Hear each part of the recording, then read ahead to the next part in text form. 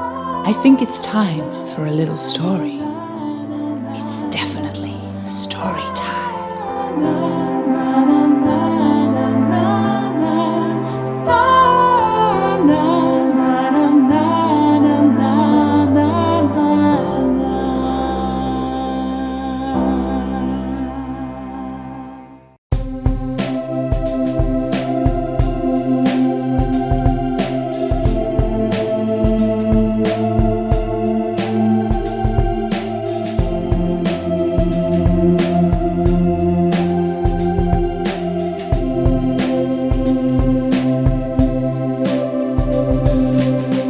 Episode number 4.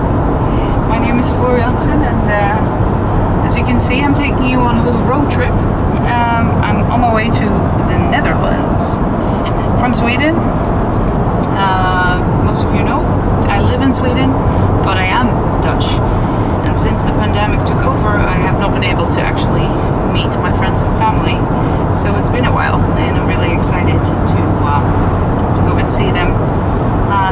Careful and with all restrictions. I'm glad I can finally see them. It's going to be a very busy week. I'm going to be meeting some other people as well. And who that is, check out this episode. Welcome.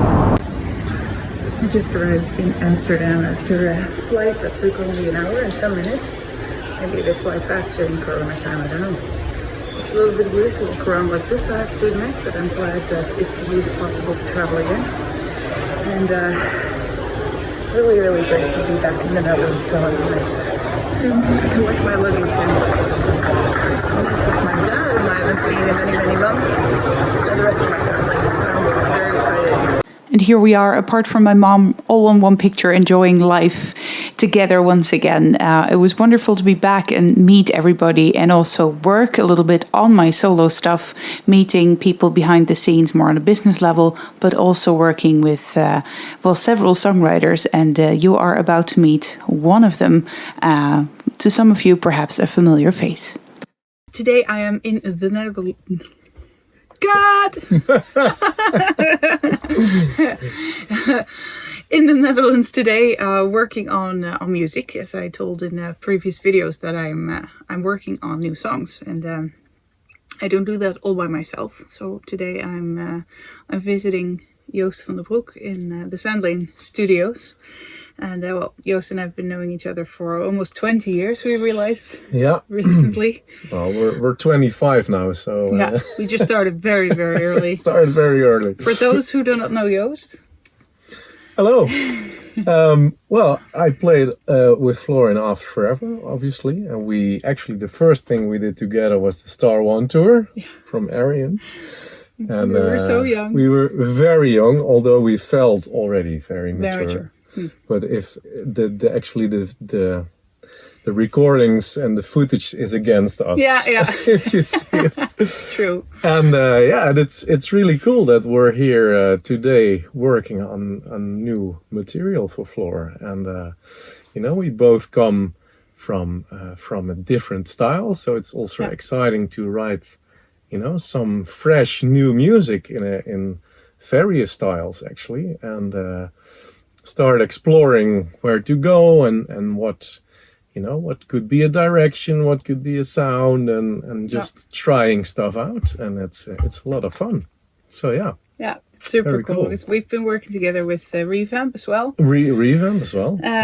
You were actively involved, and of course, and that's sort of the last thing that we musically did together. We played together with Arian. And of course, you were way more involved with Arian, also musically and with the production. I was there mainly just to sing, but the shine and to shine. Writing together as we do now, I think it's been it didn't really happen since After Forever. Yeah, it's true. We worked on some songs together for Revamp. But the real core songwriting, we didn't do that since After Forever, which at least was 2006 when we wrote the last album. So so it's like 3 years ago. 3 years ago. At least we feel it's like 3 years ago. No, but it's really cool. I like it when that our path is really coming together again. It's special and it feels good. Really cool. I have to tell you guys, because writing music for me it feels like uncharted territory still. Even though I've been doing it throughout my career here and there, the main focus has always been on singing. And starting from scratch for myself was a huge step. And pretty soon in the process, I asked Joost if he wanted to be involved, because I feel confident with Joost. It's not so easy to just come with an idea that you're insecure about and send it to somebody else. Yeah. So when I sent you the first idea, it came with lots of excuses. And Joost, you can really tell me if you think this is really bad. Please focus on singing, and we'll do something else or something like that. And after the sweaty palm moment that I pressed the button, you called me laughing. Yeah. Yeah, like, you don't need to worry. No, not at all. It's something we can work with. And from there we started with ideas that started with my ideas.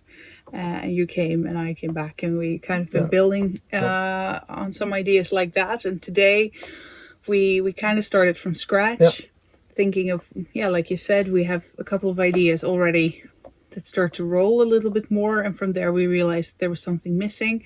So today we're gonna write something a little bit more up-tempo. Yeah, more up-tempo, a little bit of a different vibe. Yeah, and super cool. Yeah, it's really cool, and it's nice to, of course, you worked online till now. Yeah. On the ideas. And, mainly also because Corona made it impossible for us to meet like we can do. Yeah, and now actually sitting behind the piano and you singing and going back and forth and recording little pieces, that's really cool to do. It's a lot of fun, and it's exciting to hear an idea grow and to react on each other. Oh, this was nice and this was nice, and it's cool. So let's see what comes out of today's session. In about 5 years, I think I would say it's possible for you to hear it. It's hard because I can imagine some of you think, so when are we going to hear anything? Yeah. That might take its time, because it takes a while for a process to really run its course. And sometimes you need to kind of go from the beginning all the way to the end to know how the real progression is going to be and what you're missing. So that's the process we're in, and that's a lot of behind the scenes. But now you've at least had a little peek. Behind the scenes, and of course meet Joost. For a lot of you, I can imagine it's again. So cool. Let's write a little let's write another hit.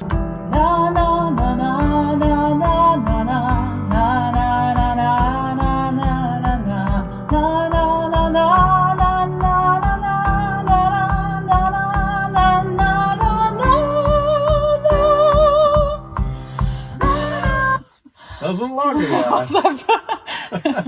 Dan mag ik aan een pauze kopen. Dat doe je maar in je vrije tijd.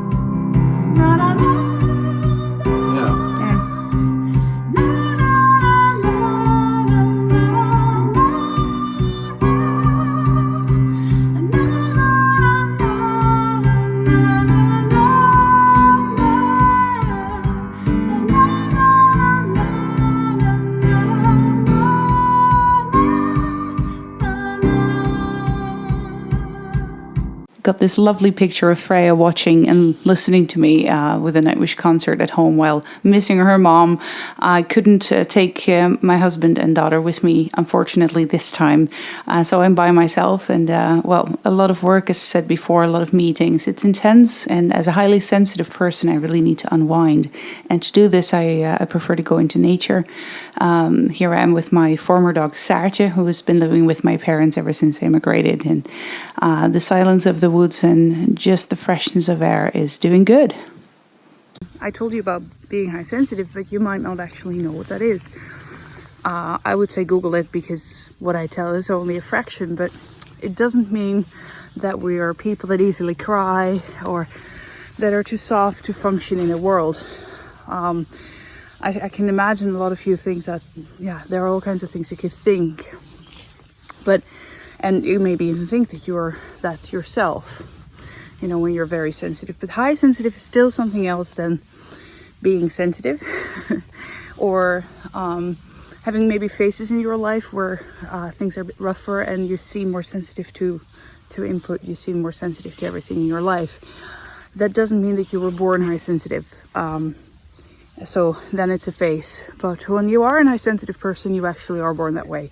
The brain is simply wired that way. It means that your brain is more likely to focus on all the things in your senses, more wired to focus on that sense of smell, sense of hearing, but even, yes, this sense of how the mood in the room is, picking up emotions of other people, or worse, bring them with you. I can walk out of a room and take with me things that are not my own, and when you don't know about that, then it's really tricky. You sometimes feel really weird.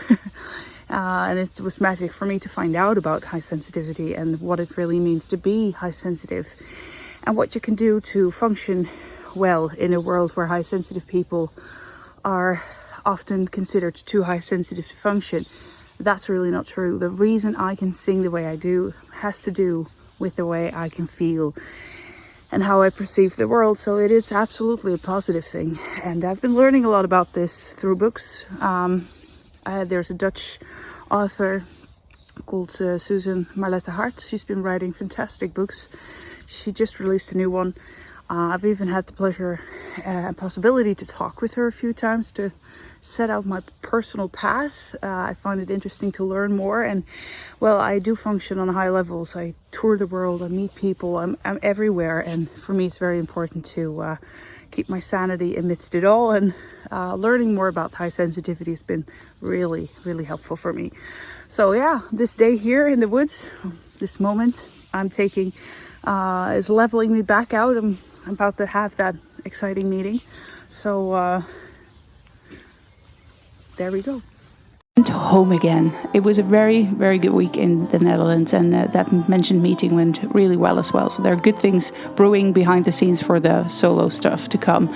More about that later. Now it was time for a little holiday, and we had time off here in the area we live, which is a beautiful area that we barely got to discover previously. So that was wonderful, and good of home stuff like making syrup out of the berries growing in our own garden with great help of Freya. And you also see Emmanuel there. He's the drum tech of Hannes, who's been living with us for a while, who sadly just took off. We'll miss him. It was a great time that we had, and just being at home and really taking a holiday, not taking upon ourselves little projects here or there.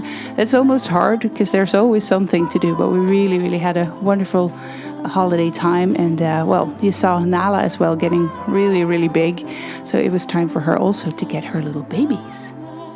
We're witnessing Nala's labor. She's giving birth to her third here. I even allowed me to help her a little bit, even though she barely needed it. She did such a great job. She gave birth to 3 first and rested for a little while, and then 2 more came.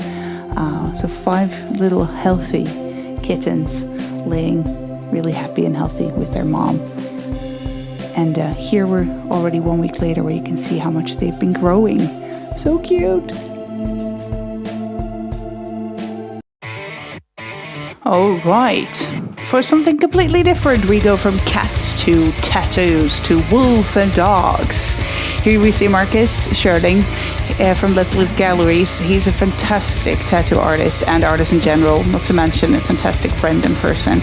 And he is helping me getting my beautiful tattoos, something I've been longing to have for, quite a while, but it sometimes takes a little time to realize what you really want and where and how big, and there's so much symbolism behind this that I wanted to get it right. And I have a wolf behind my right ear and a dog behind my left ear. Right is the masculine side of the body.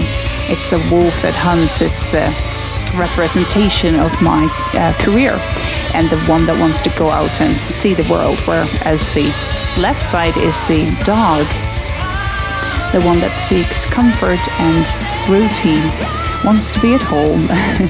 The opposite, it's on the left side, the feminine side.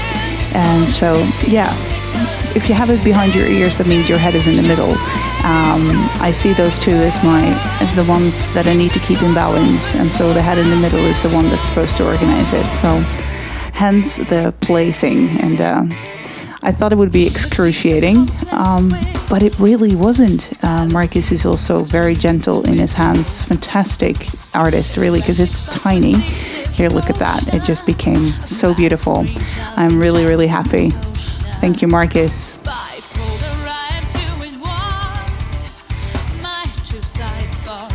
And this was episode 4. Thank you for watching. Also check out my website or web shop. All kinds of cool stuff are happening there. And if you really enjoyed, please do, yes, subscribe. Thank you. See you next time.